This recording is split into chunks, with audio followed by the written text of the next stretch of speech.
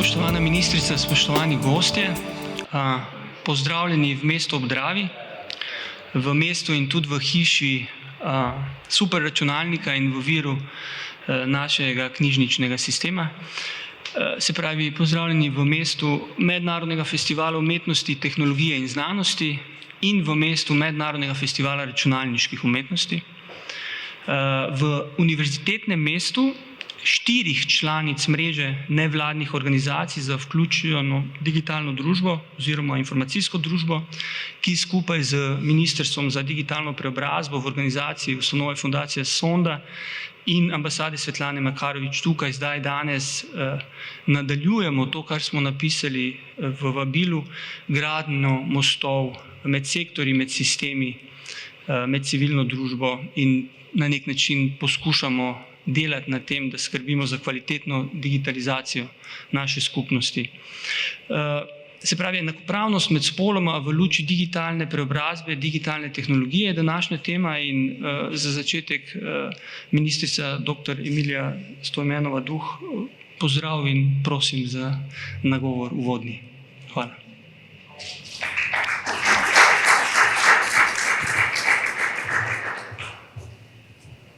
Dobro jutro, dober dan in najlepša hvala, ker smo lahko danes z vami. S tem dogodkom pravzaprav zaključujemo en pomemben teden, kjer v sodelovanju z mrežo nevladnih organizacij smo soorganizirali veliko dogodkov na tem področju, torej informacijske družbe, od spletne dostopnosti do tega, kako se srečujejo zeleni in digitalni prehod, nasploh o tem, kako si želimo, da se informacijska družba razvija naprej v Sloveniji, v Evropi in današnji dogodek bo mogoče nekako pika na i. Smo pa veseli tudi, da je ravno v Mariboru, tako jaz kot državna sekretarka sva iz Maribora, tudi prostori našega ministrstva so zelo blizu, samo par metrov v to smer in ravno to, da smo v Izumu, je pa še en dodaten velik plus. Jaz sem si zelo želela sodelovati na tem dogodku do konca, žal bom mogla iti malo prej zaradi seje, ki se dogaja v Državnem zboru na temo medvrstniškega nasilja med otroki, tako da verjamem, da boste vsi razumeli, da je tudi to zelo pomembna tema, ki zahteva, da smo prisotni vsi pristojni za to področje.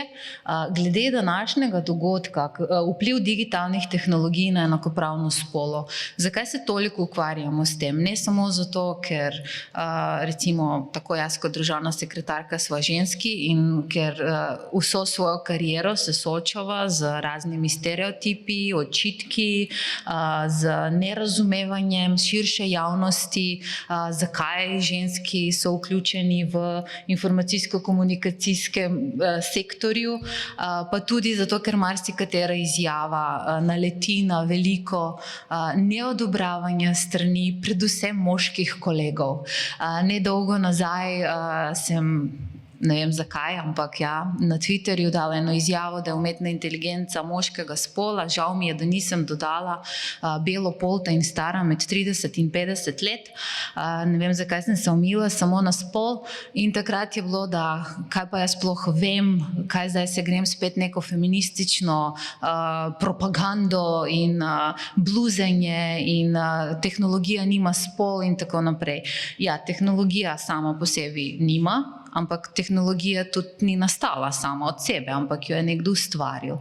In jo ustvarjajo, kot sem prej omenila, moški, stari med 30 in 50, zdaj govorim generalno seveda, belopolti in potem vse svoje stereotipe, ki jih imajo, jih prenašajo tudi naprej. In tukaj gre za izjemno nevarno področje, ker če je ta tehnologija del našega življenja in vpliva na nas, potem je pomembno, da noter niso vgrajeni stereotipi. Ne želim zdaj, da pridemo v to, kako je tehnologija nevarna, zaradi tega, ker tehnologija ima ogromno nekih prednosti, ki jih nam prinaša, predvsem za ženske, ne samo za enakopravnost spolov, ampak enakopravnost nasploh. pomaga, ker imamo vsi enak dostop do znanja in informacij. Enak, če imamo možnost, da si lahko plačamo internet, če imamo naprave, ki jih potrebujemo, če imamo znanje in kompetence, ki jih potrebujemo. Raziskave kažejo, da ženske v razvijajočih se državah imajo manj dostopa že do mobilnih telefonov, potem pa tudi do vseh ostalih naprav. Zato tudi pri nas na ministrstvu poskušamo preko raznih ukrepov za digitalno vključenost ne se fokusirati zgolj na digitalne kompetence, ampak da gremo tudi na dostop do opreme, tudi na dostop do širokopasovnega interneta. Tako da iz tega vidika digitalne tehnologije lahko veliko prispevajo na enakopravnosti spolov. Po drugi strani digitalne tehnologije so nam prinesle še razna družbena omrežja, ki so izjemno ne nevarna, ampak velikokrat neprijetna do ženske. In ko sem se malo pripravljala na ta dogodek, bom prebrala samo par odzivov na družbenih omrežjih, ki so bili namenjeni meni.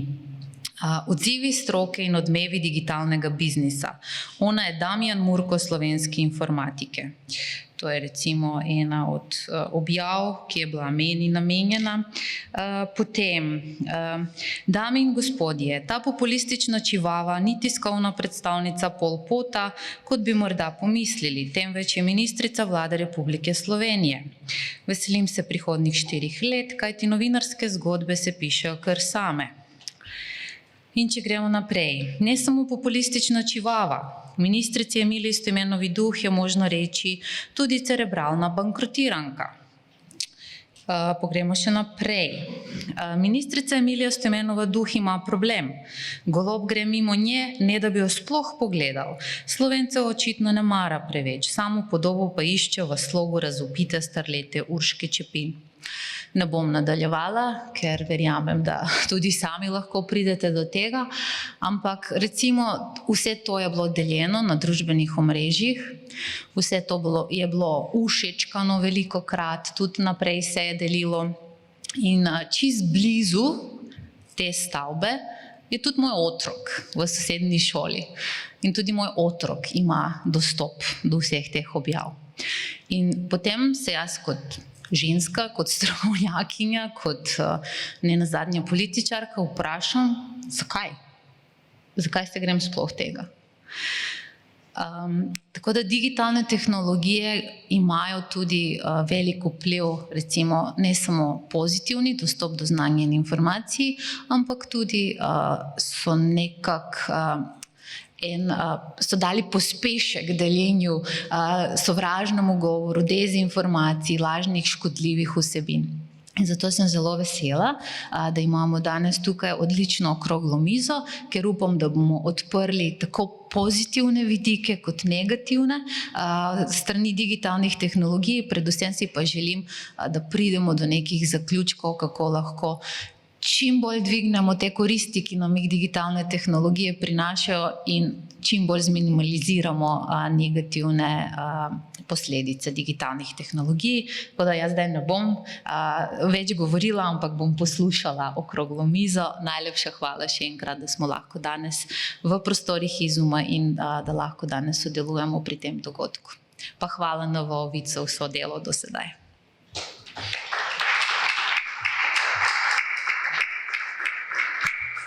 Hvala. Se pravi, kdo je danes z nami? Na skrajni desni dr. Aida Kamišalić-Latifić, državna sekretarka na Ministrstvu za digitalno preobrazbo in docentka raziskovalka na Fakulteti za elektrotehniko, računalništvo in informatiko Univerze v Mariboru, se pravi na FER-ju. Doktorirala je z področja računalništva in informatike. Z nami je magistra umetnosti Afra Tesla, samostojna kulturna delavka, aktivistka, vokalistka in intermedijska umetnica. Magistrirala je iz videa in novih medijev na Akademiji za likovno umetnost in oblikovanje v Ljubljani z naslovom Podoba jezika samospremembe. In ja, ob vas, cenjena publika, ki zaenkrat še nimate vprašanj, je tudi dr. Bojan Musil, predstojnik oddelka za psihologijo na Filozofski fakulteti v Mariboru. Ukvarja se s socialno psihologijo oziroma konkretneje z vprašanji, kako socialni procesi vplivajo na posameznika in na njegovo duševnost, pa tudi kako posameznik soustvarja kolektivno. Zdaj zdravo vsem. Super, hvala za vaš čas. Zdaj nekaj bi se malo sprostili, ne? Pa mislim, da je čas tudi za nagovor Huxterla. Evo, se pravi en glič. Še ponovimo Huxterla? Prosim. Dobro.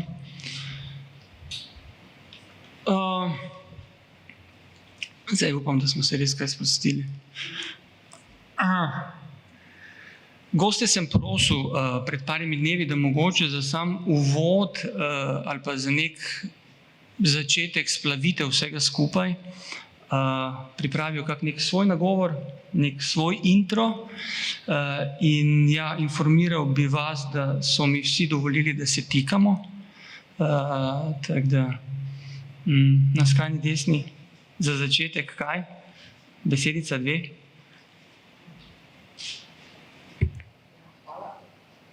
Zdaj pa. Hvala za besedo, lepo pozdravljeni vsi skupaj. Jaz moram priznati, da sicer nimam pripravljenega nekega uvodnega nagovora, ampak mogoče ravno iz stališča same teme, same vsebine bi rekla, pa povedali ste nekako, kakšno je moje ozadje, da sem inženirka računalništva in informatike in v ospredju recimo večji del mojega življenja so digitalne tehnologije in se ravno ukvarjam s tem, kako lahko izboljšamo življenje ljudi, kako lahko te digitalne tehnologije prispevajo k kakovosti, izboljšanju, kako lahko jih upnemo za dobro družbe. In to je nekako cilj, s katerim delujem praktično celo svojo strokovno pot. Res pa je, da imamo veliko izzivov, s katerimi se soočamo in veliko izzivov, katere moramo nasloviti, da bi dejansko lahko črpali koristi, predvsem, ki nam jih prinašajo digitalne tehnologije in mogoče zamejili negativne, vse, kar negativno lahko tudi pride s tehnologijami. Tako da ne bi bila predolga za začetek. Super. Bojan, jaz bi nadaljujemo z Afro, nadaljujemo s tabo, ampak ko si zaštartal, daj kar ti. Ja, kar lepo, kot hiše v Trsti. Dobro. Hvala. Ja, sem dobil od moderatorja navodilo, da povem nekaj misli, pa sem imel nekaj idej, ampak priznam, da zame pa malce ministrica odpeljala nekam drugam. Pa bi se mogoče na to, kar je spoštovana ministrica povedala, to osebno izkušnjo, mogoče to prekomentiral, ker se mi zdi, da je kar na mestu, je v topiki tega našega razgovora. Ko je ministrica omenila, da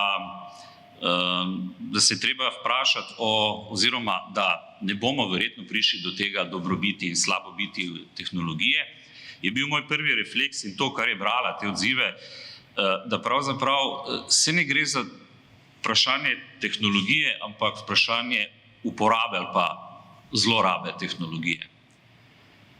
In ko sem to v mislih premleval, sem ugotovil, da je to znova napaka, na katero hitro pademo. Če je bilo prej nekako tista topika, na katero ministrica odhaja, vprašanje medvrstniškega nasilja, pa dobro, pri nas verjetno se to upam, da ne bo zgodilo, ampak smo bili nedavno priča v Beogradu enemu zelo tragičnemu dogodku, tragediji, kjer je bilo uporabljeno strelno orožje, se mi je takoj pojavilo tisto, zakaj moram samega sebe zanikati.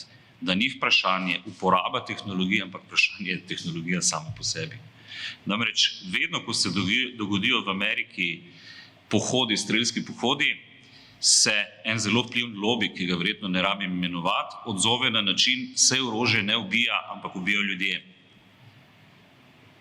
Pa lahko to iz svoje ožje stroke, se pravi psihologije oziroma socialne psihologije, zanikam. Ne, orožje ubija, samo po sebi.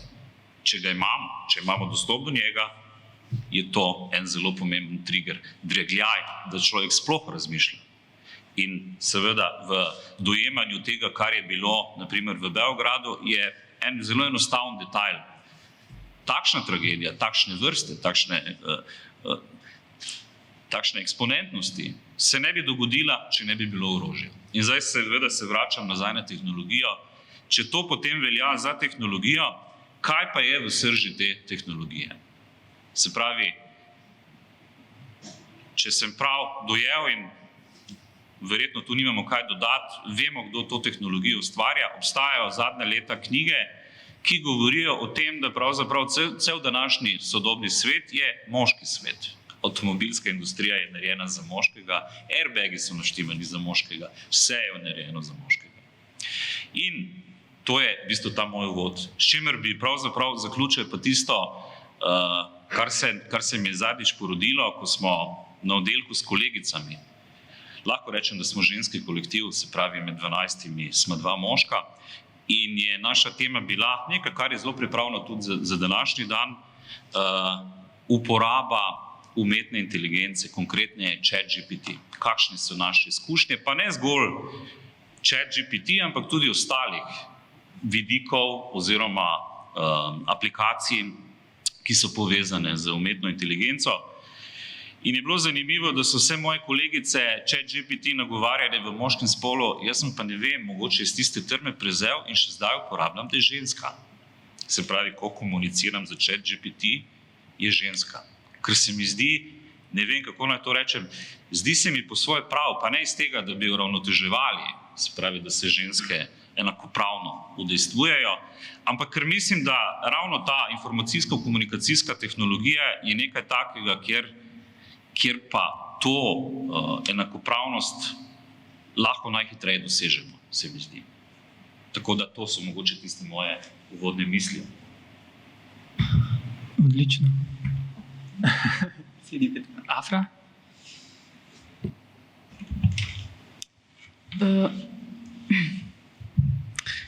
Jaz bom pa nekaj prebrala za ravnotežje.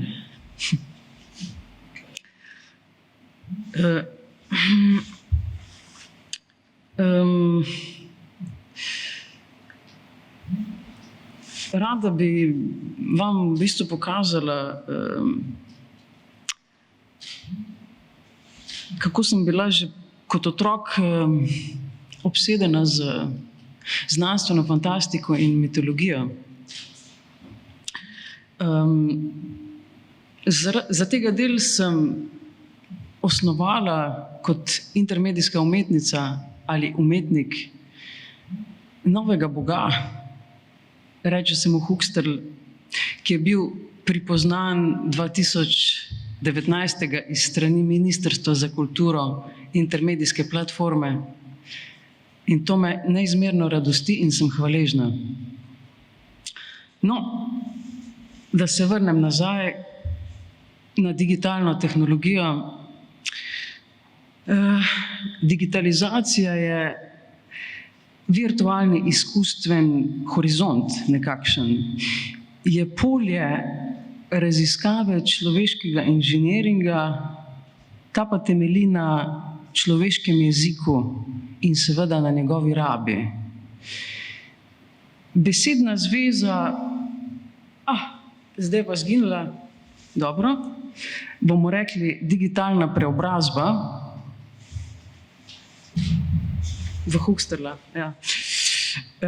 Poraja meni asociacijo stopnja svobode, kot v neki igrici, ki pa po eni plati žareva utopičnost in kontrolno strategijo, po drugi pa ponuja humanost, odprtost, enakopravnost, seveda za oba spola.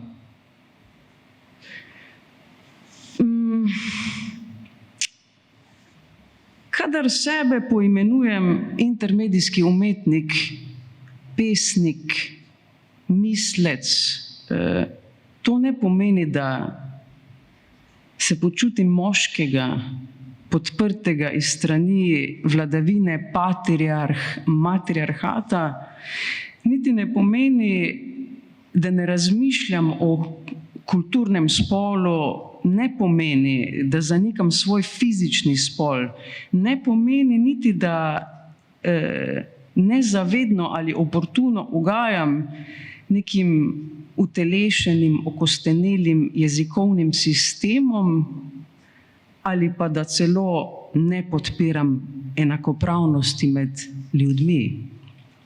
Ne.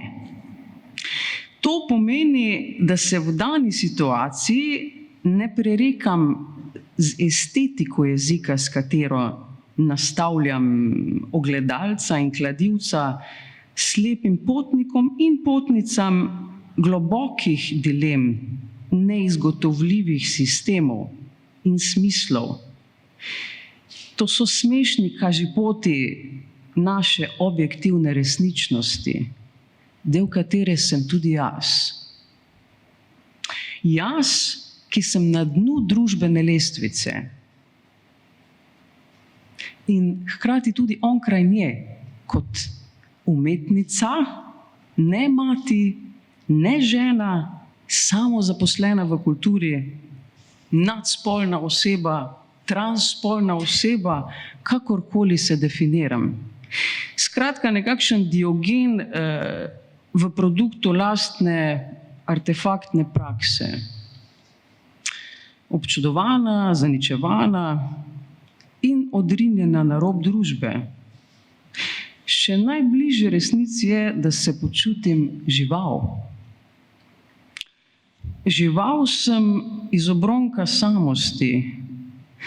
Za meni podobne živali se ne poskrbi, ker nimamo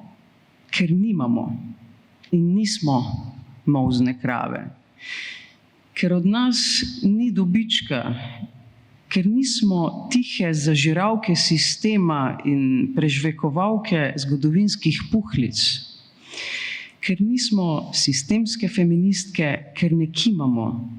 Jaz rojevam nemir in tolažim vašo slutnjo smrti. Dobro, počasi bom zaključila. Dodala bi šele to, da je ta virtualni prostor, ki se je nekako razcvetel v to gnilobo iz druge v tretjo svetovno vojno, priraščen k našim zanamcem in je poguben, hkrati pa tudi rešilna bilka. Hvala lepa.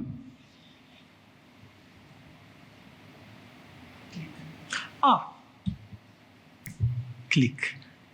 Hvala vsem trem. Zdaj, glede na dejstvo, da ministrica nas zapušča ob 12, pa preden, bom rekel, se lotimo analize tega vprašanja in vpliva digitalnih tehnologij še mogoče iz teh nagovorov ali pa delčkov nagovorov, ker vem, da vprašanja še verjetno ni, bi pa vseeno prosil Simona Delacordo, koordinatorja mreže, da mogoče na to temo ali pa mogoče nam vsem predstavi kontekst teh zadnjih 3 dni pogovorov, debat, okroglih miz, srečanj, da moji gostje spoznajo, zakaj smo danes tukaj. Pride mikrofon. Bang. Yes. Miha, hvala. Hvala tudi za to presenečenje. To se nismo dogovorili. Seveda, gospa ministrica, gospa državna sekretarka, vsi gostje in gostje danes, jaz sem zelo vesel, da imamo ta dogodek v Mariboru. Čisto kratek kontekst, pa bi se pa mogoče tudi sam, ko se rekel, da ni vprašanj, mogoče tudi da eno svojo, tudi kar je gospa ministrica povedala uvodoma, nek svoj pogled na to. Zelo na kratko. Ko govorimo o digitalni preobrazbi, imamo zmeri to neko razmerje, iščemo tehnologije in pa družba. Ne? Pa že prej tehnološke inovacije, ki so bile, preden smo prišli do digitalnih tehnologij, so zmeri imele nek učinek na družbo in družba imela učinek na tehnologije. Zmeri iščemo to neko ravnotežje. Iz tega pa izhajajo pa tudi, če po filozofski plati pogledamo, imamo neke bolj tehnološke deterministične vizije, neke bolj družbeno konstruktivistične vizije, ampak zmeri iščemo pa kot družba, kaj je tisto pravo ravnotežje in kako se naučiti v tem konkretnem primeru z digitalnimi tehnologijami. Zato smo v okviru Mednarodnega dneva vključujoče informacijske družbe, ki je 17. maja, za kar se tudi zahvaljujemo z Ministrstvo za digitalno preobrazbo, za podporo organizirali 3 dogodke, ker želimo pa ta družbeni segment, vidik digitalnih tehnologij osvetliti. Prvi dogodek je bil v sredo, ko smo se nevladne organizacije v mreži vprašali, kakšna digitalna preobrazba je primerna za kakšen sektor. Namreč mi dostikrat ne razmišljamo o tem, da obstajajo različne poti, kako se iti digitalno preobrazbo. Iz različnih vidikov lahko zagrabimo to temo in tudi različni sektorji v družbi imamo različne potrebe. Zato je zelo pomembno, da digitalno preobrazbo mislimo skozi neko raznolikost in da se potem tudi razvoj, politike, ukrepi prilagajajo glede na potrebe sektorja pa ciljnih skupin. Jaz mislim, da Ministrstvo za digitalno preobrazbo, da smo tudi dobili zelo pomemben dokument, krovno strategijo Digitalna Slovenija 2030, dobiva te obrise, ima to neko pravo smer, seveda so pa tudi pomembni pa ukrepi. To je bila prvi dogodek. Drugi dogodek je bil včeraj, odlično obiskan na digitalno dostopnost, vključevanje ranljivih skupin, invalidov s posebnimi potrebami v digitalno družbo. Moramo vedeti, da hegemonska razmerja moči v družbi zmeri favorizirajo družbene skupine, ki so gospodarji teh tehnologij. V digitalu govorimo o moških, belih, starih 30-40, to je nespodbitno dejstvo, to tudi dokazujejo družboslovne raziskave. In seveda potem te pozicije moči dostikrat pozabljajo na tiste, ki so ranljivi in ki so v ozadju. Zato je bil včerajšnji dogodek zelo pomemben. Danes imamo pa še en vidik, je pa tudi zopet vprašanje spolov. Čeprav je težko poslušati to izkušnjo, ampak problem je v tem, da smo mi kot družba postali na nek način neobčutljivi na sočloveka. Pri temu prispeva tudi digitalna tehnologija, ki nas anonimizira.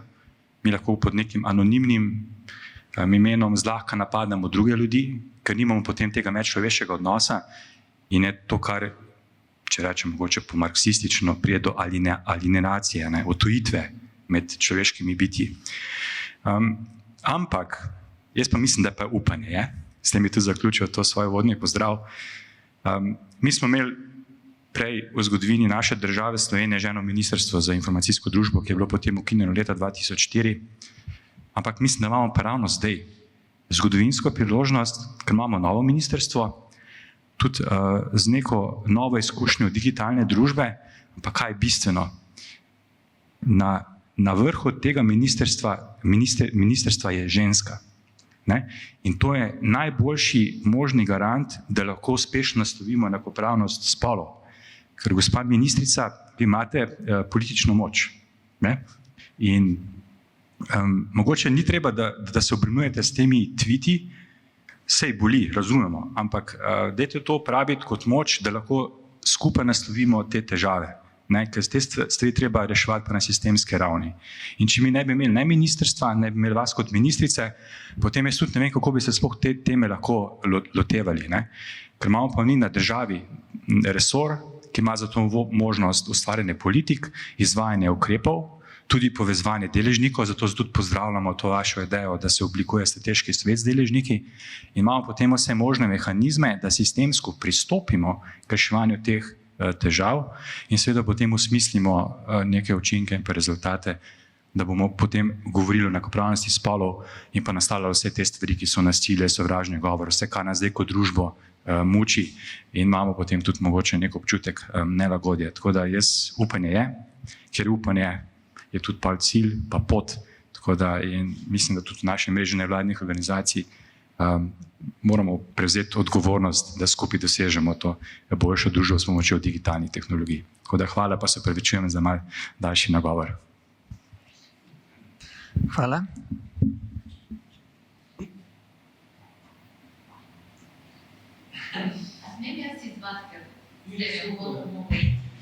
Ampak lahko tako naredimo. I asked ChatGPT to tell me a story about a boy and a girl choosing their careers. The boy became a successful doctor and the girl beloved teacher. So same old, same old.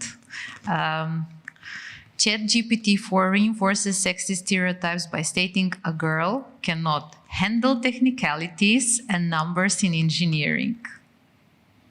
Ta definitivno ni bila ena kot jaz.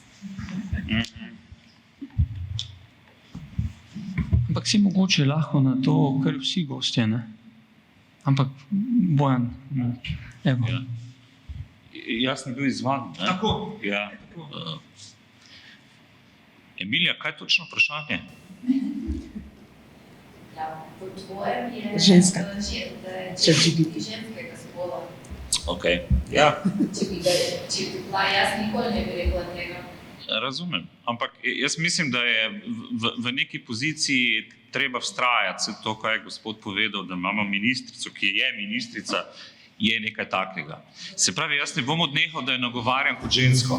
Ne? Kako jaz prepričam podjetja? Kako prepričaš podjetje? GPT ga ni, ministrstvo nima tukaj nobenega vpliva, jaz popolnoma strinjam. Recimo, mi zdaj pripravljamo, zdaj smo pa res spuščeni. Mi zdaj pripravljamo razpise in v kriterijih sem jaz zahtevala, da se ovrednoti tudi, ali imamo enakost, in me moti, da piše beseda enakopravnost, moralo bi biti enakost spolov, ker je točno določeno, kaj pomeni enakopravnost, enakost. Da moramo ovrednotiti tudi tega v merilih. To ministrstvo lahko naredi, to mi delamo. Ampak mi ne moramo vplivati na to, da bo neko podjetje imelo zaposlenih moških in žensk. Ne? Tega ne moramo vplivati. Ali kot ministrstvo ne moramo vplivati, da na fakulteti za tehniko, kjer izobražujejo bodoče inženirje, imajo v senatu samo moške. To kot ministrstvo. Zagotovo sta tu dve poti. Ena je ta sistemska, ki jo ubirate, in na vse zadnje, kolikor jaz vem, če se prijavljaš na primer na evropske projekte, je to eden izmed kriterijev, da moraš zagotoviti enakost spolov. Ja.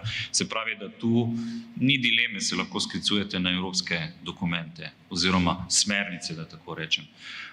Drug vidik pa je seveda od spodaj navzgor, da je treba preprosto to miselno spremeniti. Jaz mislim, da imamo, moja večna dilema o vprašanju spolov je, pa ne me zdaj narobe razumeti, a je to prava dilema, a je to res tista najbolj ključna dilema, ali je v ozadju neka druga dilema, ki je mogoče bolj temeljnejša in potem razrešuje tudi to dilemo.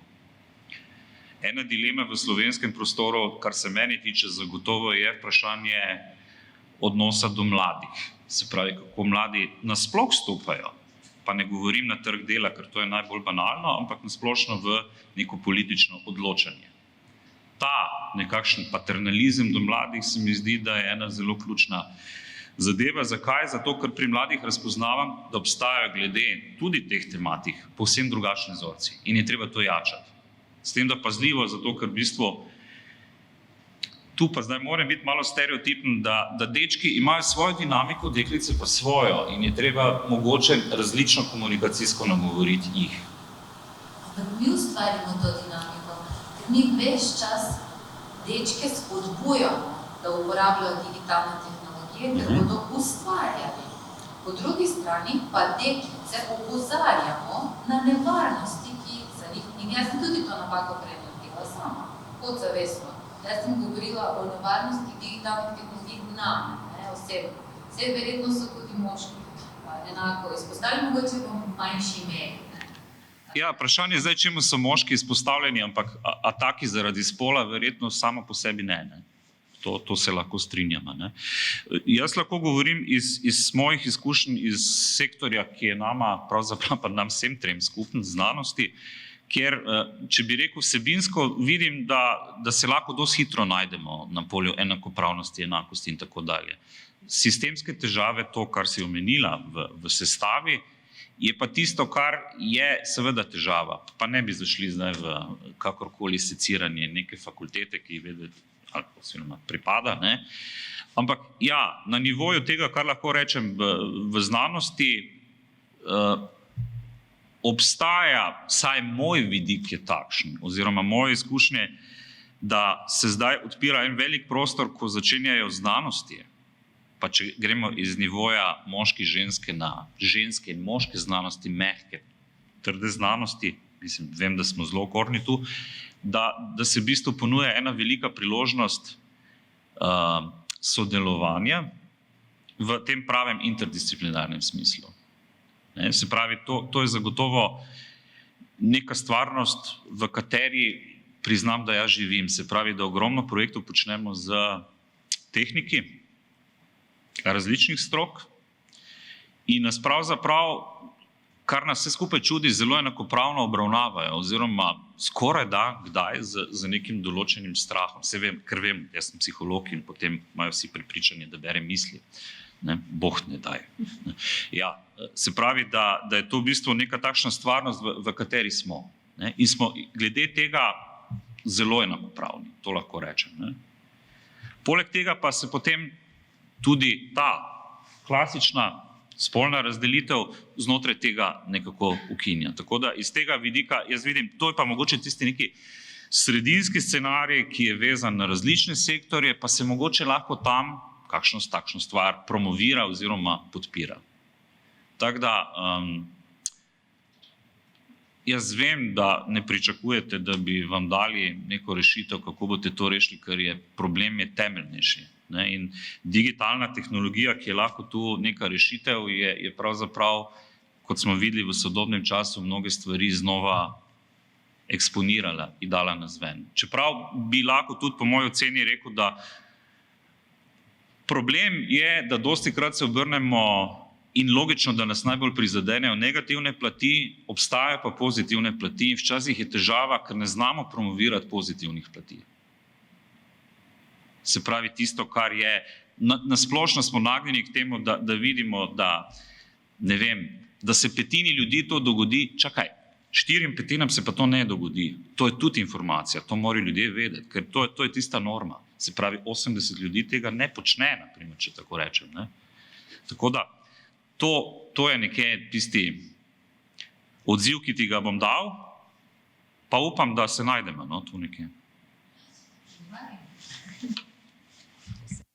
Ja, Aida, prosim.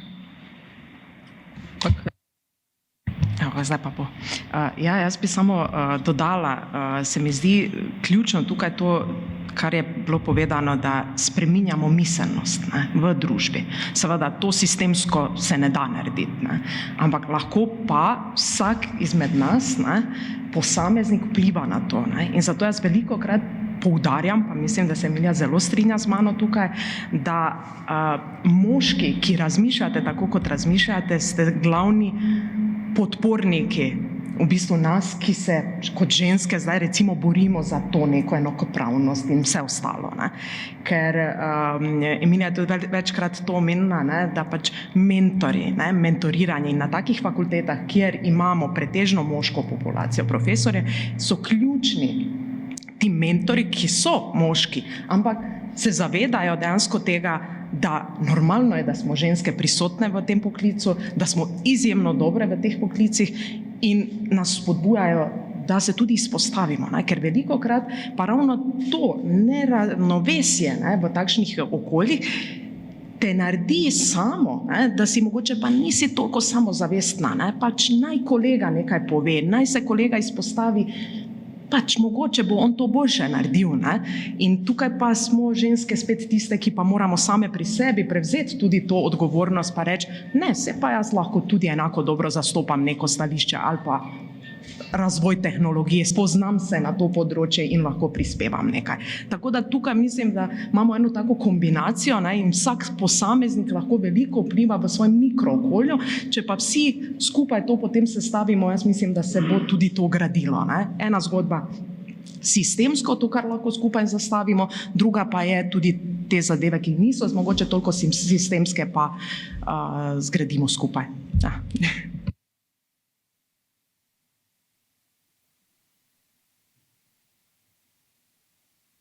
Se, Miha, mi še imamo debato lahko tako neformalno, ker se mi zdi, imamo super temo. No, da.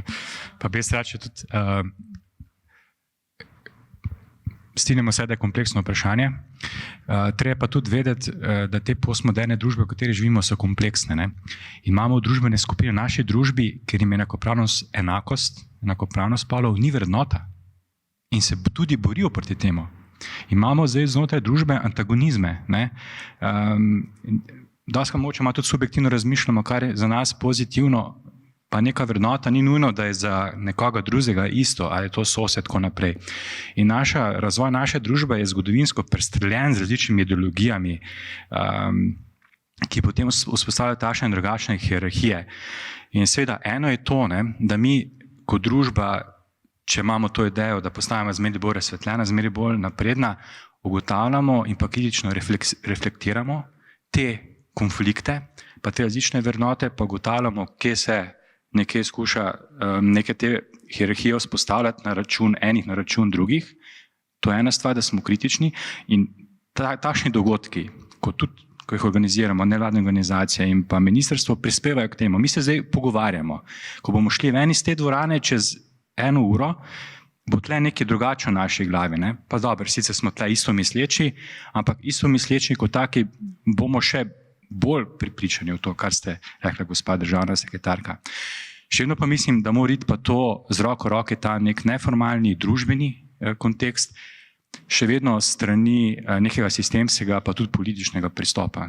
Politika je zadeva, kateri se mi kot državljani ali ne, ali pa strinjamo, kako ne bi se upravljalo družbo. In politične institucije so pomembne, vse, če imamo v naši državi demokratične politične institucije.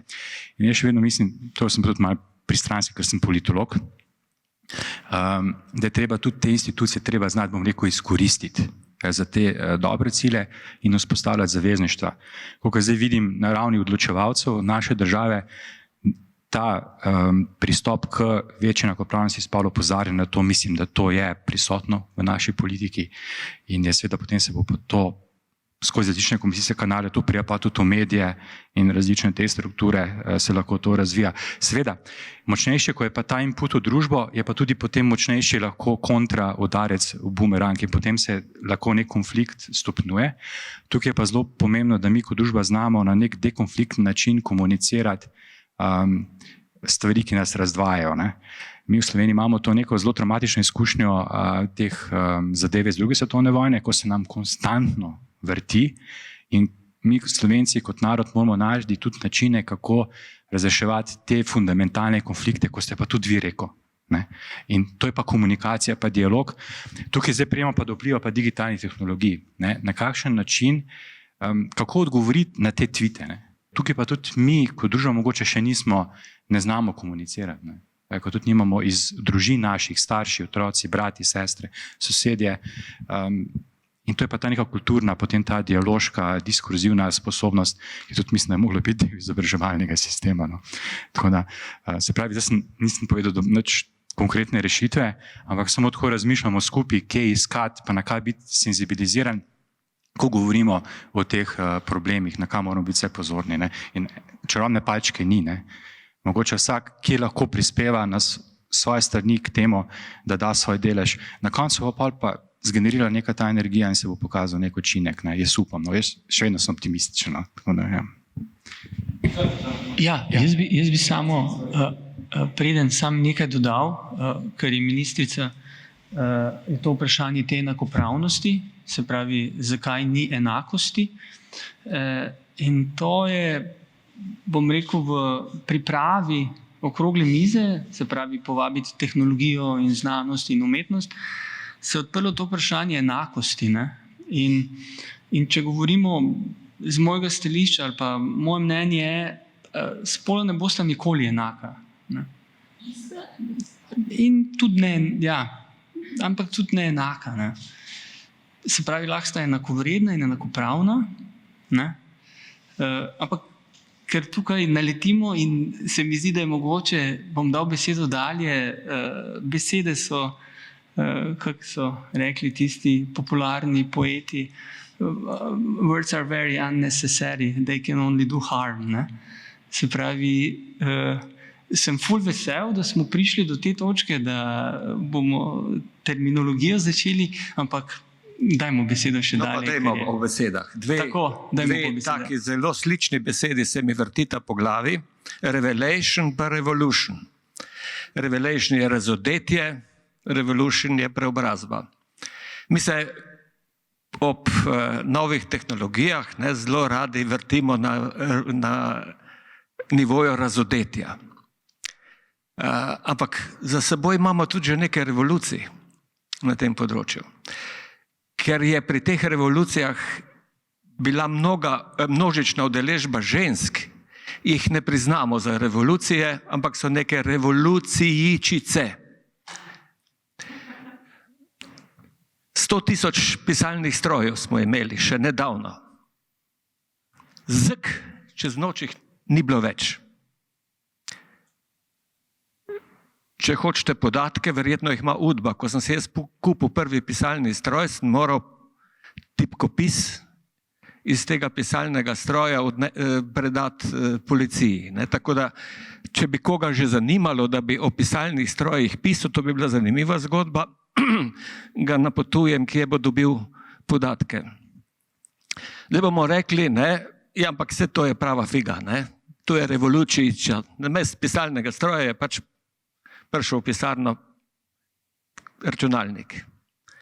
Ampak to ni bilo tako enostavno. To je računalnik. Ima algoritem, ima nadaljevanje, levo, desno, zgoraj, spodaj. To je bila revolucija v administraciji. Se še kar nadaljuje. No, ker smo pa v tej hiši, je pa še ena taka revolucijičica, to je sprememba, popolna sprememba bibliotekarstva. Samo 10 let je bilo potrebno, da se je to zgodilo. Iz te hiše ven. Ne iz te hiše, še prej iz nekih drugih zasilnih prostorov. Spet so na tapeti ženske. Knjižničarke so to naredile. In ker smo vedeli, s kom imamo, ker je bilo to jasno, je tudi v tej hiši sicer nekaj moških imen, ampak na čelu Kobisa je bila ženska, Marta Seljakova.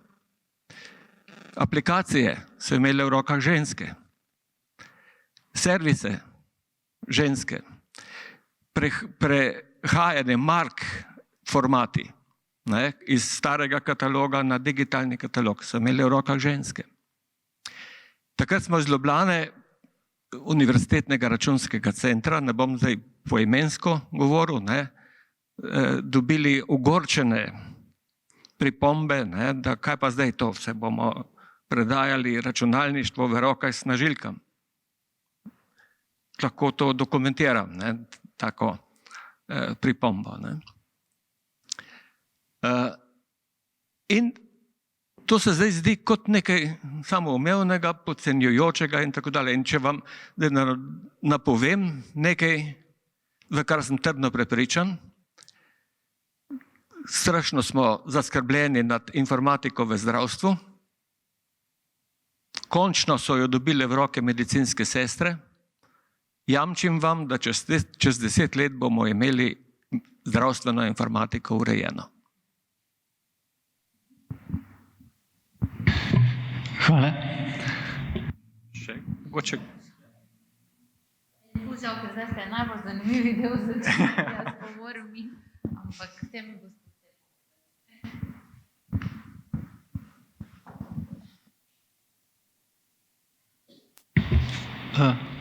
Odziv naš, vaš, umetnost, znanost, tehnologija, ne?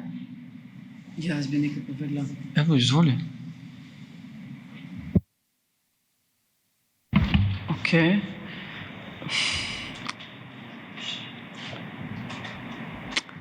Beseda je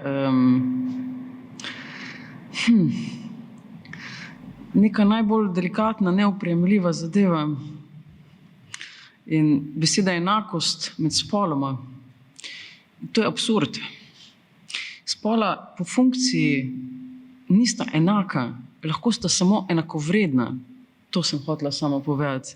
Ta paradigma bi lahko Huxter mogoče povedal, Bog intermedije bi lahko povedal razliko med enakostjo in med enakopravnostjo. Mogoče čisto za intermezzo, da se malo sprostimo. Ne vem, če ga imamo. Samo moment, mogoče ga pa nimamo. Nimamo ga. I am warning you, Dave. Zdaj smo pa pri Odiseji, pardon. No, kakorkoli, enakost, istost, enakopravnost. Treba je biti pazljiv z besedo.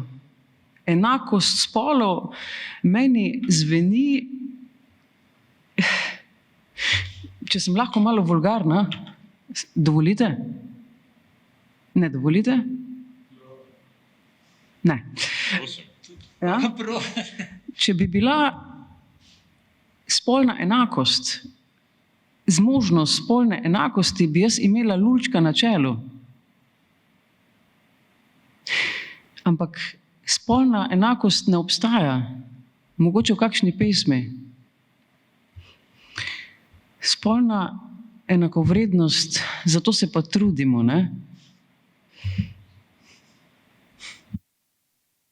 Ok, hvala, Afra. Aha, ok. Zelo nimam dosti dela. Jaz mislim, da ne bi zdaj zašli v terminološke debate, ker načeloma se strinjam, da je iz nekega vidika treba govoriti o enakopravnosti spolov. Gre se pač za enake pravice, da je treba zagotoviti enake pravice različnim ljudem, ne glede na katerekoli atribute.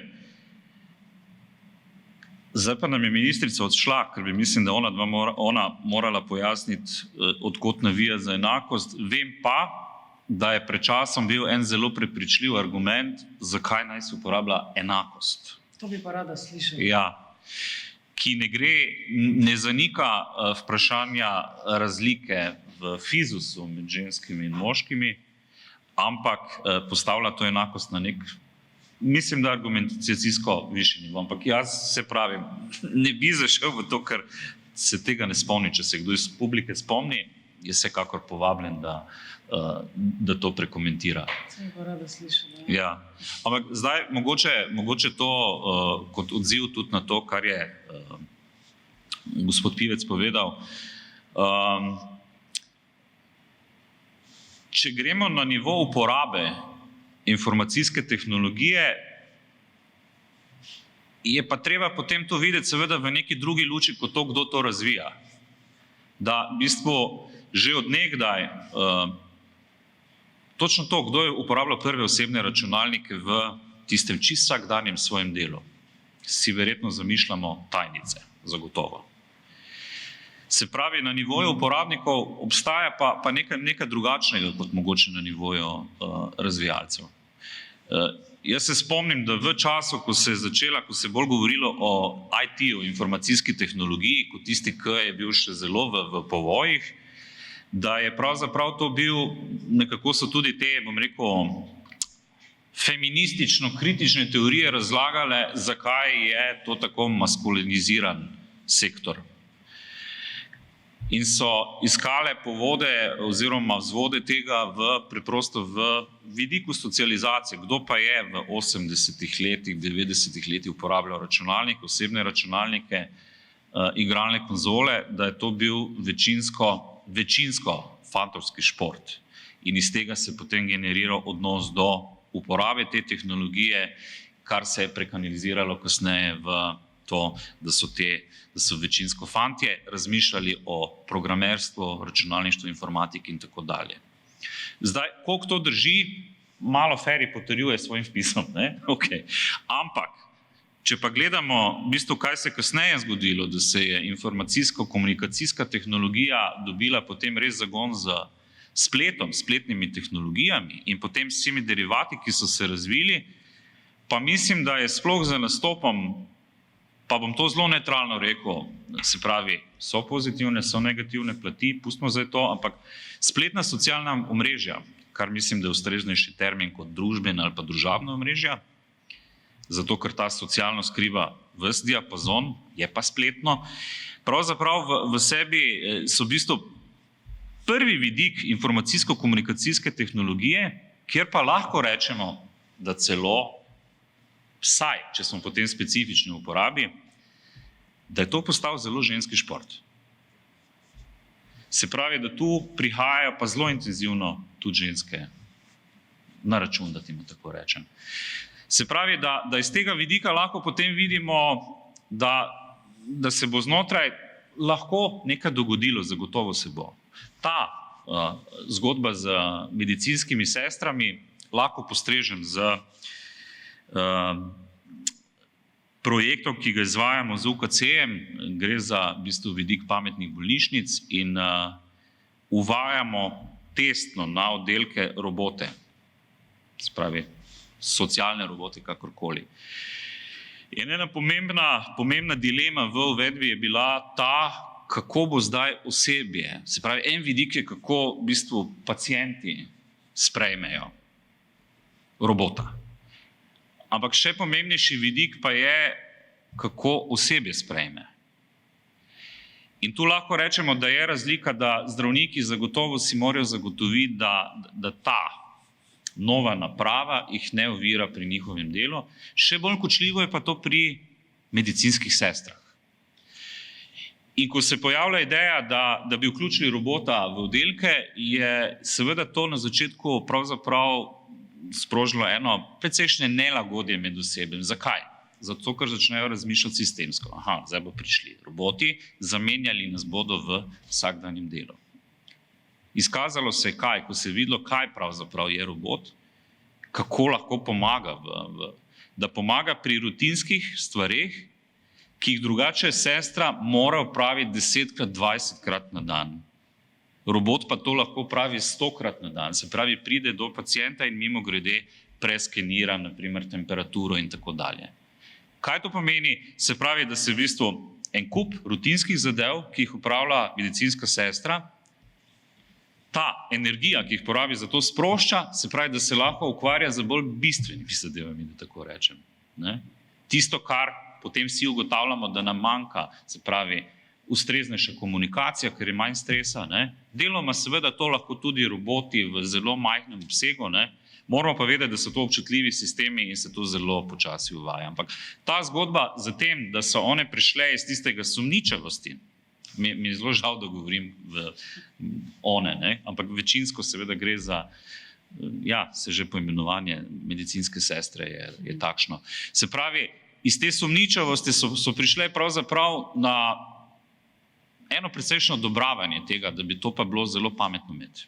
Tako da to je mogoče ena taka zgodba, ker ja, na teh različnih segmentih se zna zgoditi, da bojo to tisti, mogoče najšibkejši odrinjeni členi pravzaprav spromovirali. Zdaj pa sem jaz dobila super istočnico, če lahko. Odličen primer. Ne? In to je tisto, kar pred kratkim so me vprašali, če bo umetna inteligenca, zdaj bomo brez službe ostali in bomo vsi zamenjani, ne vem kaj vse. Ne, ključno je, da zdaj mi vidimo, kje so te prednosti, kako lahko mi uporabimo to tehnologijo, da porabimo manj časa za neka rutinska opravila, ne? In lahko mogoče več svoje nekega tudi kreativnosti uporabimo za neke druge naloge, ne? Ker lahko izveč do nekega izraza pride tudi naša osebnost in vse ostalo. Ne? Se pravi, da smo neobremenjeni z nekim rutinskim delom, ne? In tu je tisto, kjer nam tehnologija lahko absolutno pomaga. In je odličen primer, ne? Ravno te uvedbe robotkov. Ne? Bi pa še eno zadevo izpostavila. Zdaj, tu smo omenili, kako imamo to nesorazmerje med moškimi pa ženskami, mladimi dekleti pa fanti, kako se odločajo za tehnične poklice. Ne? Zdaj pa en zanimiv pogled, ne? Če pa pogledamo bolj južno, recimo če pogledamo v Bosno ali pa Srbijo ali pa Makedonijo, ne? Oni nimajo težav s tem. z vpisom na tehniške fakultete, ne, kjer se najboljše študentke odločajo za študij elektrotehnike, za IT študij in podobno. Ne. Pa smo nekoč živeli v skupni državi, ne. Pa v Sloveniji se je prelomilo in je nekaj se zgodilo, ne, kar se je zgodilo v večini evropskih držav, tudi Švedi imajo te težave, ne.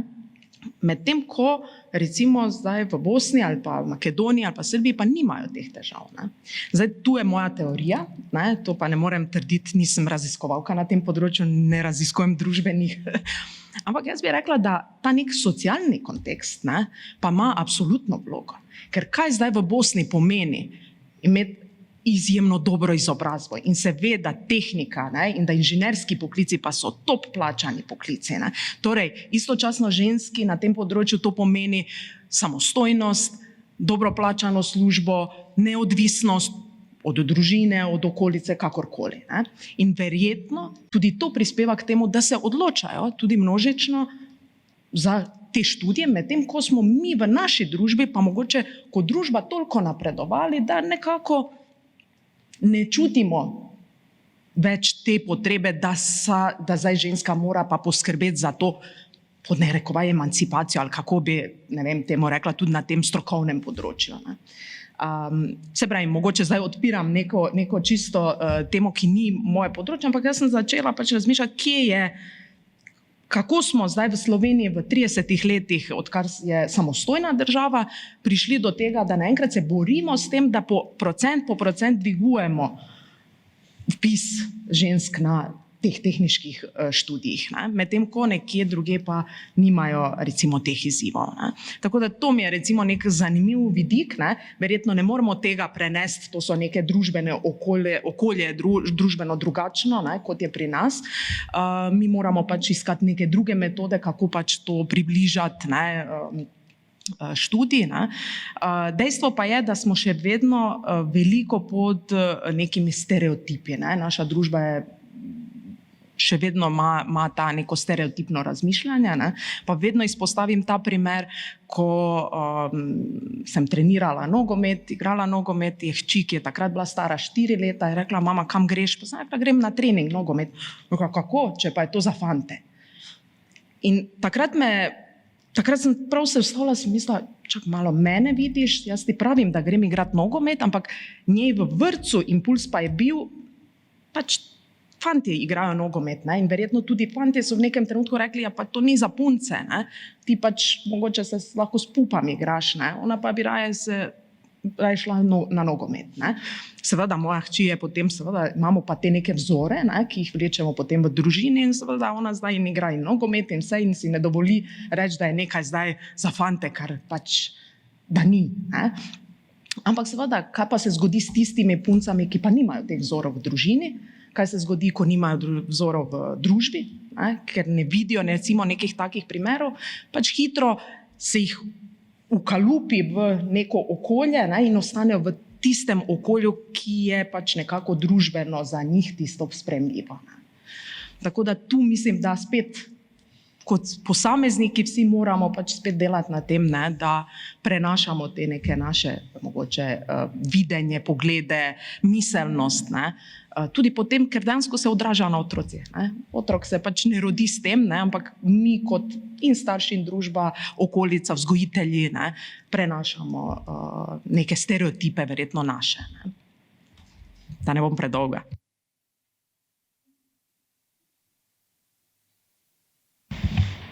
Ja, meni je bila ta zgodba zelo všeč. No. Ne vem, jaz sem imela eno izkušnjo še iz časa fakultete, ko sem slikarstvo študirala oziroma intermedijo. Ja, takrat v tistem času je bilo mogoče manj žensk kot pa moških, manj punc nas je bilo. Ne. In sem imela izkušnjo, tako grozljivo izkušnjo, v bistvu z enim prefoksom oziroma z dvema. Najprej sta videla moje delo, ne, mene pa ne, in sta bila blazno navdušena. Wow, ne, jaz bom tvoj mentor, wow, koliko fajn. Ko sta pa videla mene, to je punca, ne, to pa ne bo v redu, ne. In jaz sem šla takoj do dekana, sem rekla, hočejo me vreči iz faksa, zato ker sem ženska, ne, ali karkoli že sem, ne. Nisem tisto pravo, ne, kar bi zadostilo njihovim manjkom, kaj jaz vem kaj. Ampak potem se je vse nekako lepo izteklo in se mi zdi, da sem naredila tako rahli pretres na faksu, da se je pol, so moji kolegi oziroma kolegice, to se mi često dogaja v življenju, da sem pol nekako trasirala z nekim svojim trpljenjem tisto pot, da je pol drugim laže, ne. Tako da ja, biti ženska oziroma karkoli že to pomeni, ni lahko. In me veseli ta zgodba tvoje hčerke, no, da si jo tako dobro podkovala za naprej. Take mame so dobre mame. Okay.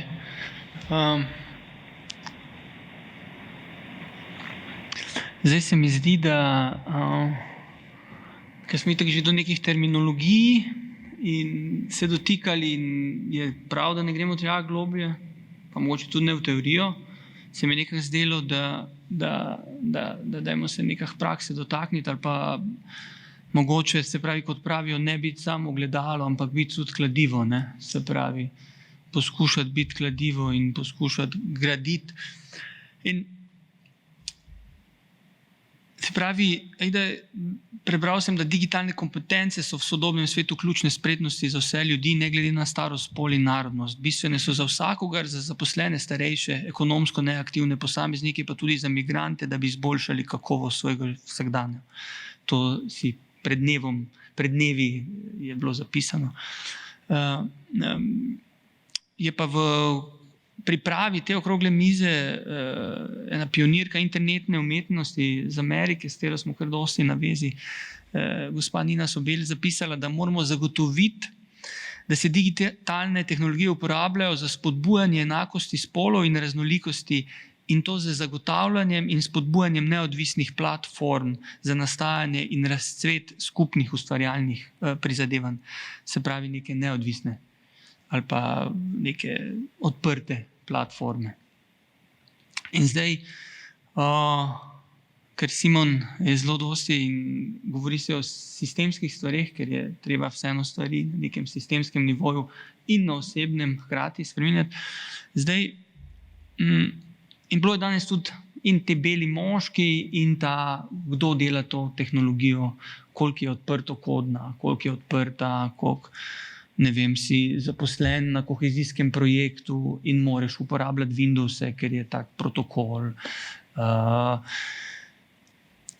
In če bi rekli, da je vpliv dober, ne, se pravi, da je vpliv tehnologije dober na to enakost, enakovrednost spolov in rečemo približevanje elit tistim neelitnim. Naprimer, kaj vidiš, naprimer, prepreke za ta dober vpliv, ampak na sistemski ravni, v to, katero funkcijo zdaj imaš kot državna sekretarka, ker pač Bojan je res rekel, da ministrica je šla, ampak sej, kak pravijo, ne, to je sam vrh piramide, ne, ali cela piramida je tam. Se pravi, in tudi, Bojan, potem tudi za tebe me zanima, naprimer, v izobraževalnem sistemu, na univerzi, koliko, pa ne bom rekel, da je nekaj odprtokodnosti ali pa te v igri, ampak kje so te prepreke ali pa težave ali pa možnosti, da je ta vpliv dober, da se zagrize v to jabolko. Ja, to so kar kompleksna vprašanja, ne? Načeloma mi seveda spodbujamo odprtokodnost, ne? In mislim, pač absolutno, ne, digitalna preobrazba, zagon, ki ga lahko dobi digitalna preobrazba v organizacijah, ne, z odprtokodnimi orodji, je absolutno lahko množičen, hitreje pridemo do določenih rešitev. Prilagodljivost takih orodij na določene specifike, recimo neke organizacije, spet zadeva, ne, in podobno. Velikokrat odprtokodne rešitve so tudi brezplačne, ne, in potem tudi s tem, ne, lahko pohitrimo neke procese digitalne preobrazbe v organizacijah in podobno, ne. Zdaj jaz moram govoriti tudi stališča, da zdaj na našem ministrstvu skrbimo tudi za državno informatiko, ne? In sisteme, ki so postavljeni državne informatike. In tukaj so določene predpostavke, določene zadeve, mimo katerih ne moremo, ne? In ne moremo se iti na splošno odprtokodnosti, ne? Lahko pogledamo, ne? In so določeni vidiki, kjer mi zdaj že gledamo, ali lahko poskrbimo za odprtokodnost. In recimo pred kratkim se je zaključil en pomemben projekt, raziskovalni projekt slovenskega jezika v digitalnem okolju, ne, kjer so razvijane tehnologije in podobno, in smo gledali pod odprtokodnimi licencami, da je to potem dostopno širši javnosti in podobno. Torej, tu se lahko gremo takih zadev. So pa določene zadeve, ki pa morajo iz varnostnih razlogov stati, ne more priti do kakršnih koli, ne sme priti do vdorov, do nekih takih zadev, in tukaj pa pač so določene zadeve, kjer moramo pač imeti stabilna okolja, tudi določeno stabilno to podporo, ne, ki jo lahko prinesejo samo licencirana orodja, ne. Tako da tukaj smo zagovorniki ravno tega, da pogledamo posamezne vidike, posamezne aktivnosti, ki jih izvajamo, in potem tiste naslovimo, ne, odpremo tam, kjer se jih da odpreti in kjer vidimo potencial potem, ne, za širšo javnost, da lahko lažje uporablja tisto, in tiste zadeve, s katerimi se ne smemo nikakor igrati, ampak morajo stabilno stati in morajo 24/7 vedno delovati, ne, tisti sistemi pa potem pač stojijo na nekih drugih temeljih, ne. Tako da tukaj, če zdaj govorimo stališča našega ministrstva oziroma nekako države, ne, jaz vidim tudi ta pogled. Res pa je, da veliko nekih takih zadev pa absolutno manjša podjetja, manjše organizacije pa se lahko poslužujejo teh odprtokodnih orodij, recimo, ki nam lahko hitreje nekako pomagajo iti skozi ta proces digitalne preobrazbe. Ker če vprašamo podjetja, ne, meni je bilo tudi zaskrbljujoče en podatek pred kratkim, ki sem ga izvedela, da je absolutno izjemno majhen delež podjetij, ki zaznavajo to potrebo, da bi se oni šli digitalizacije. Pa včasih govorimo digitalizacija, jaz raje rečem digitalna preobrazba, ne? Ker digitalizacija zame pomeni, da nekaj, kar je bilo analogno, prestavim v digitalni svet, ne? To še ne pomeni digitalne preobrazbe. Digitalna preobrazba pa je optimizacija celotnega procesa. Jaz ne rabim več vseh korakov, ki sem jih v analognem svetu naredila, narediti tudi v digitalnem, ne? Ampak digitalno preobraziti celoten proces, ne? Optimizirati poslovni model, ne? In ko govorimo o digitalni preobrazbi, veliko podjetij še vedno ne čuti to potrebo oziroma menijo, da pač to ni nujno potrebno za njih, ne? Ko so pa ocenjevali, katera so pa najbolj uspešna podjetja, pa bi mogoče nekdo rekel, ja, pač neka IT podjetja oziroma na nek način. Ne, iz čisto vseh sektorjev. Ne moramo reči, da zdaj ali pa v medicini podjetja, ki delujejo, ali pa ne vem, v kmetijstvu in podobno, ne. V vseh sektorjih si našel top uspešna podjetja, ampak bistvena razlika od tistih top uspešnih do tistih manj uspešnih je bila v tem, da so oni pa prepoznali dovolj hitro potrebo po digitalni preobrazbi, ne? In so se tega pravočasno lotili in so tu dobili tisti zagon, ne? In zdaj naša spet naloga ministrstva ob tem, da seveda moramo poskrbeti za digitalne kompetence, za povezljivost, da vsi imajo dostop do interneta, da vsi imajo enako možnost dostopa do orodij digitalnih, ne? Ker če nekdo nima računalnika in si ga ne more privoščiti, tudi kompetence mu več ne pomagajo, ne? Če nima sredstev, da ima dostop do interneta, mu spet nič ne pomaga, se pravi, eno z drugim gre v roke, ne? Ob tem pa seveda približati ljudem zavedanje oziroma dvigniti to zavedanje, kaj pomeni digitalna preobrazba, kaj zame lahko to pomeni, ne? Se pravi, zakaj bi se jaz tega lotil? Zdaj, kot podjetnik, kot vodja nekega, ne vem, kadrovske službe v nekem podjetju, zakaj bi zame to bilo pomembno, ne? na koncu koncev kot nek navadni državljan, ki pač kaj mi lahko prispeva, kako lahko dvignem kakovost svojega življenja s tem, da uporabljam neka digitalne tehnologije. Mogoče bi še izkoristila samo še en moment bi omenila. Govorimo o digitalnih tehnologijah in hitro zaidemo v to, kdo jih razvija in podobno. Ampak pazimo, marsikje to, kdo jih razvija, nima bistvenega pomena. Bistven pomen ima tam, kjer imamo podatke. Potrebujemo podatke za delovanje neke tehnologije. In tukaj zdaj velikokrat govorimo o digitalni tehnologiji, v mislih pa imamo recimo umetno inteligenco. Tam pa so vhodni podatki ključni. In če so vhodni podatki tisti, ki so pristranski, bo izhod, ki ga dobimo, bo pristranski. Ni več vprašanje tehnologije same, pa modelov, ki so zgrajeni, vprašanje je, kakšne vhodne podatke smo dobili. In velikokrat se dogaja, da zdaj imamo te iz preteklosti 20-30-letne podatke. Velikokrat se je zdaj dogajalo primeri velikih korporacij, kjer so ugotavljali, da je naenkrat za kadrovsko službo ravno, da so jim izločali ženske, mlajše ženske in podobno iz procesa, jim je orodje izločalo.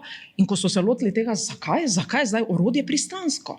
Kaj smo naredili? Je seveda, ker podatki v zadnjih, 30 letih, ko so dejansko ljudje opravljali ta proces, je velikokrat bila ta miselnost, da mlajša ženska verjetno bo šla prej v porodniško, potem bo več odstotna in je mogoče ravno, boljše, da moškega vzamemo, ker to nam odpade.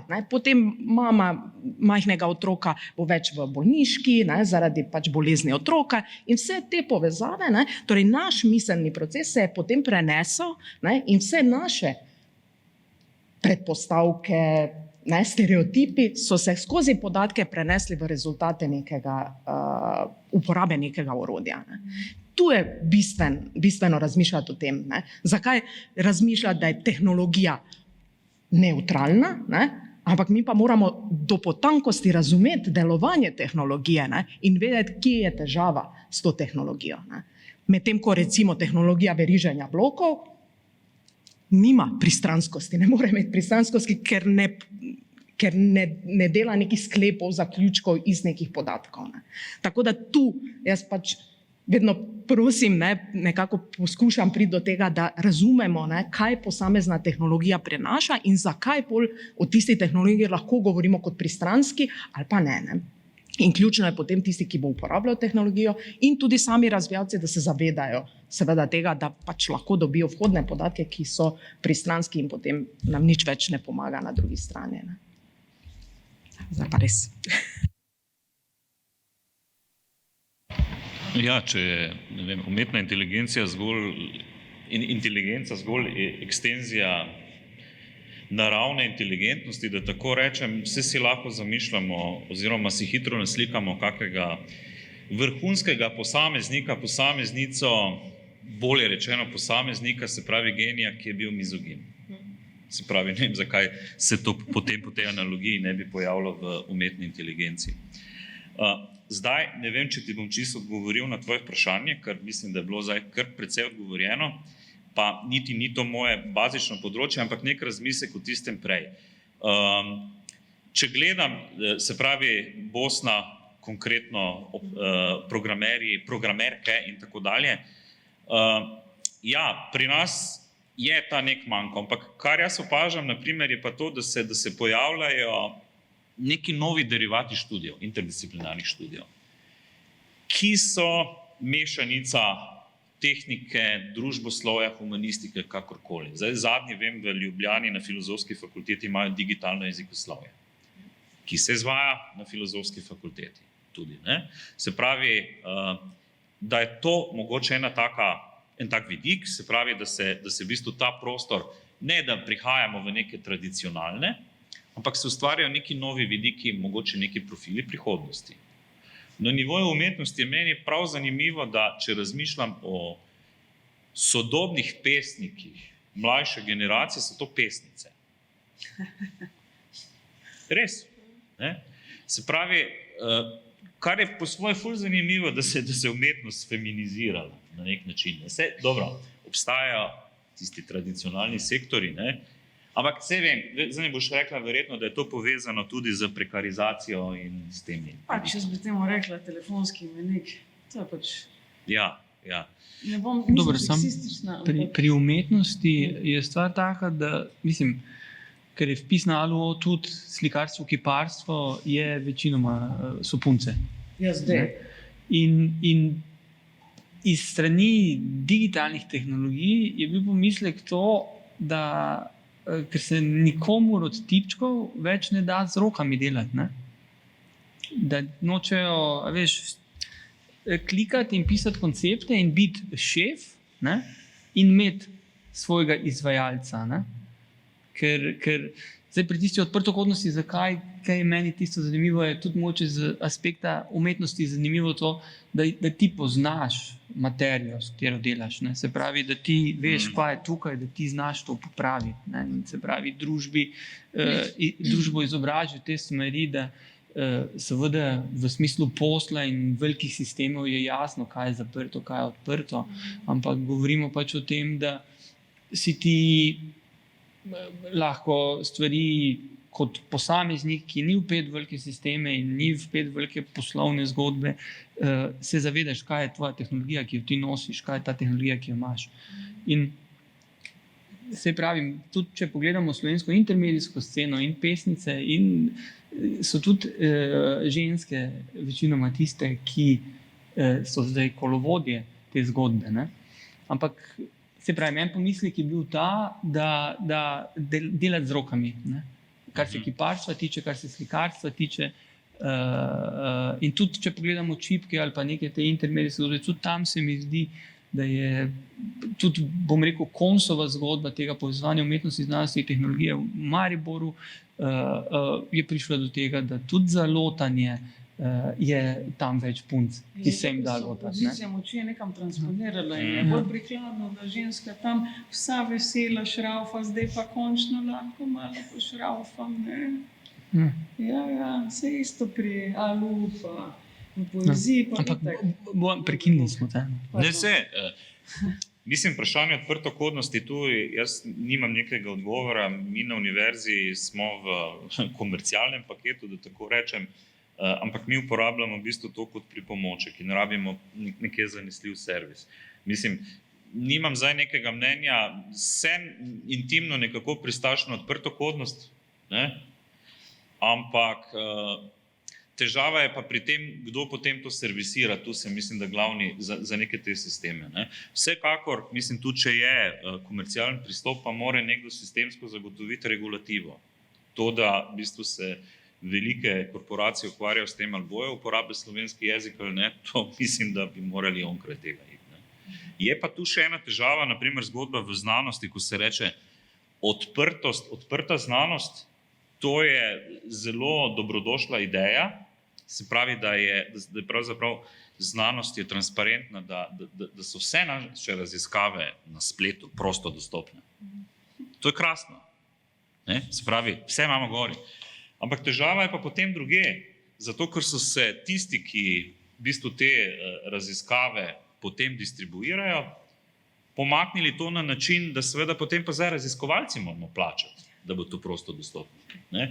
In to pa je zdaj malo čuden model. Ne? Včasih je bilo to, da si ti seveda zastonj, ti si predal avtorske pravice za svoj patent, članek in gor in dol. Ne?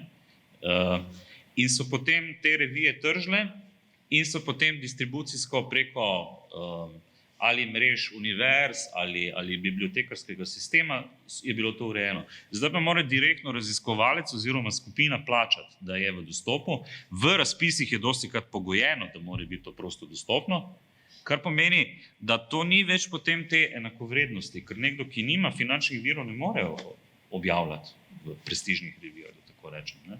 Tu so vedno dvorezni meči, ampak je drugače kot odprtokodni programi. Jaz imam pol spet ta odvod, ker se pravi Open Science pa Open Science Hardware, pridemo pol tudi do te Citizen Science. Ne?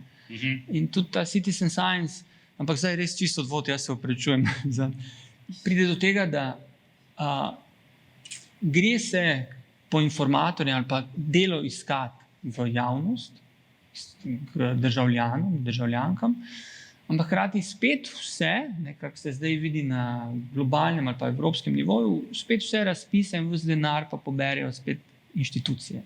Ne.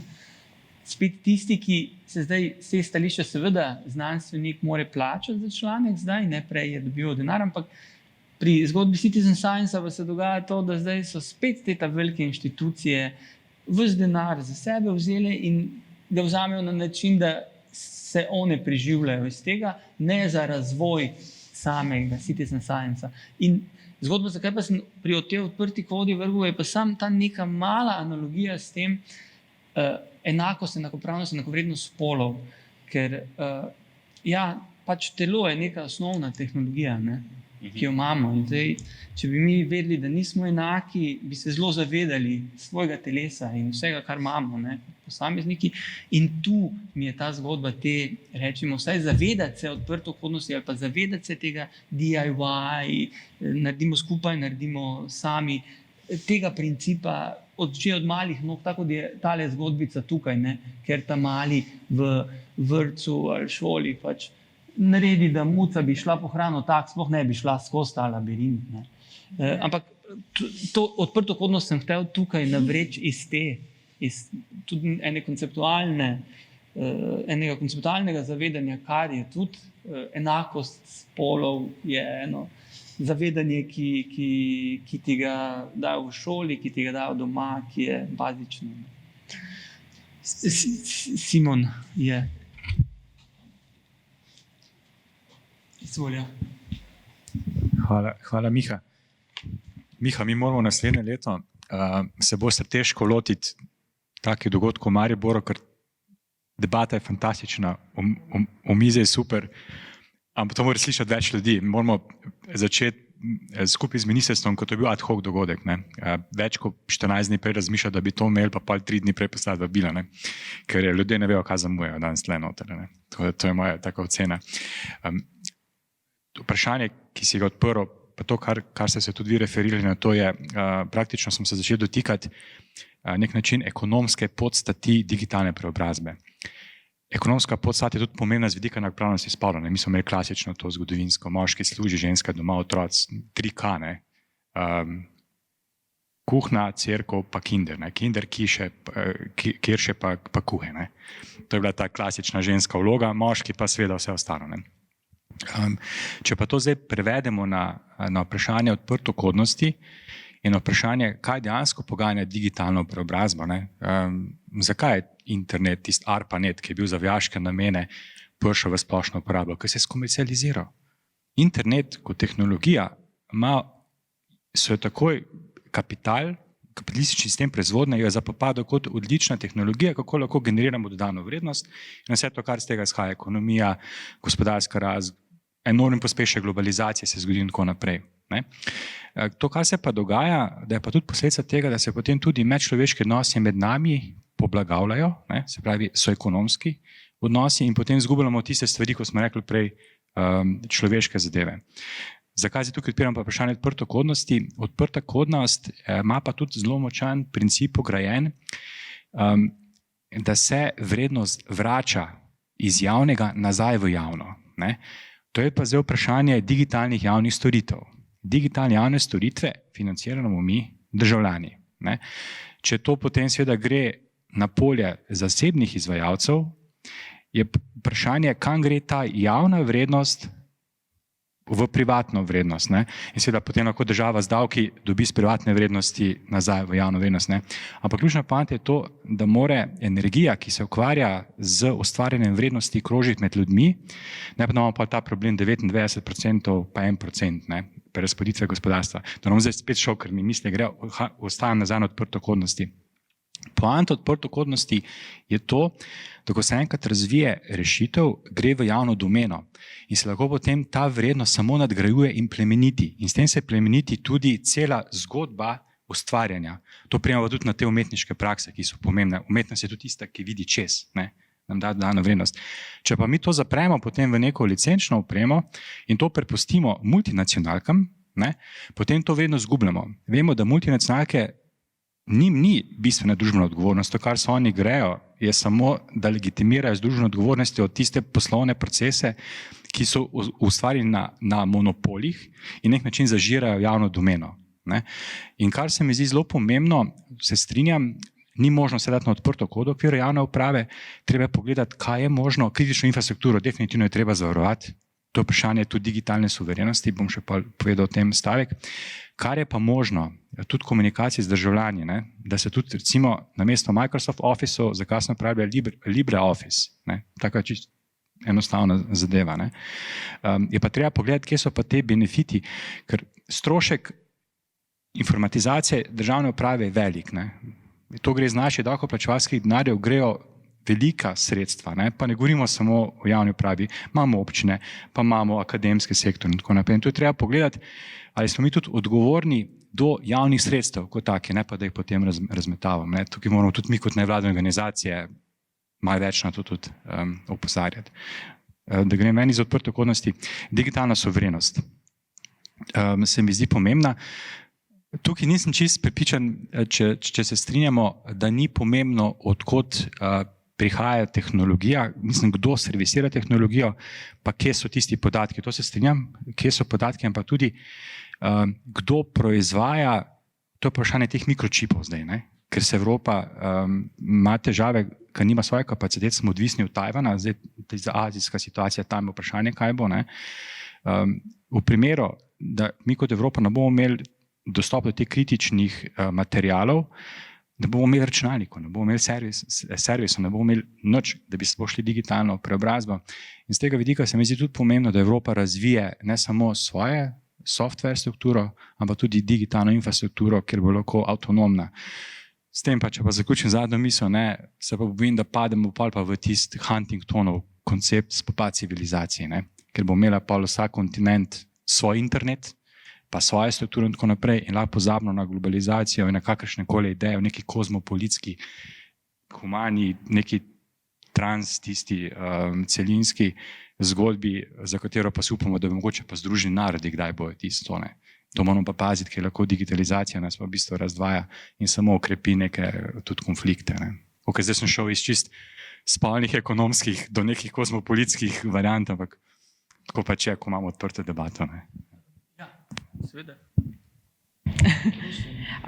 Mogoče tu, če se navežem na digitalno suverenost, ne, ogromno se v Evropi zdaj o tem govori, ne, in vse države in sodelujemo ravno, govorimo, to je Open Strategic Autonomy, ne, in se veliko govori o tem, kako še vedno ostati odprti, ne, open, ne, še vedno pa doseči to neko avtonomijo, ne, da ne bomo odvisni, ne, od virov drugih držav, ki pa tudi ni priporočljivo, da smo odvisni od določenih držav. Ne?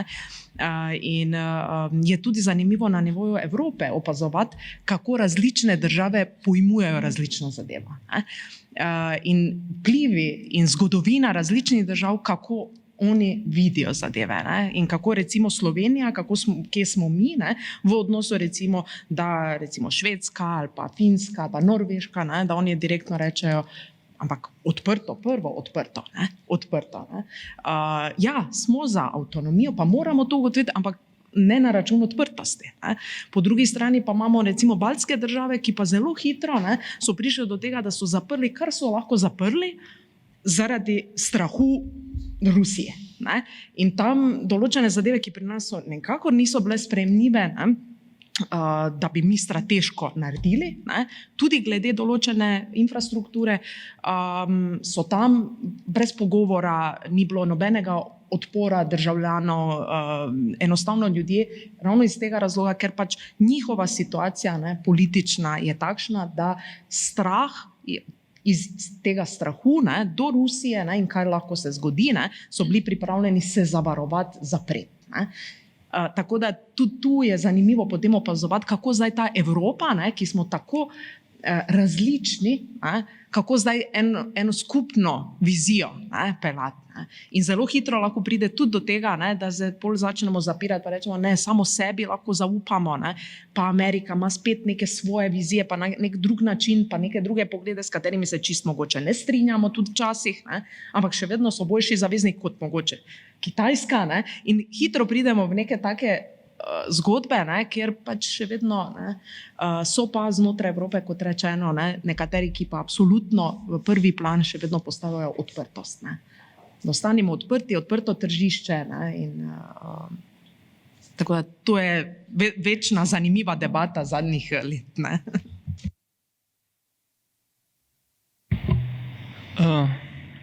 Hvala vsem. Naslednjič se potrudimo, da se isto omizje vrne, ampak da je tam več ljudi. Se pravi, Bojan, na faks prihajamo, tam je sigurno publika prava. Ja, hvala. Kava in vse zunaj, upam, da ne pobegnete takoj. Lep dan še.